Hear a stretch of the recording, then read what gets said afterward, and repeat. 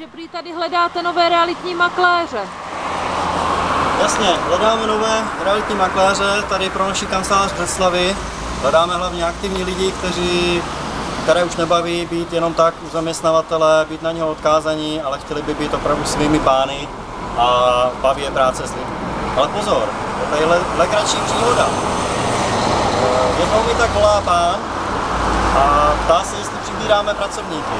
A já mu říkám, jasně, že přibíráme pracovníky, odkud jste? A on říká, no, já jsem z Brna. Pro sebe si říkám, to je divné, že by Brňák chtěl pracovat v Břeclavi, většinou to bývá obráceně. A říkám si, proč ne? Máte už nějakou zkušenost, jsem se ho zeptal.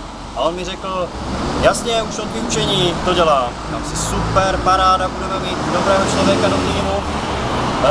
Tak říkám, kdy můžete nastoupit? On že okamžitě, ne? A pak se mě zeptal, no a nářadí mám mít svoje, nebo jako budu fasovat u vás? Tak jsem byl překvapený, co to má znamenat. Říkám, co tím myslíte? Říkám, no, barvy, štětce a tak, válečky. Říkám, no, počkejte, co tím myslíte? Na jaký inzerát vlastně voláte? Říkám, no, mě volala tetička z Břeclavy, že hledáte maléře.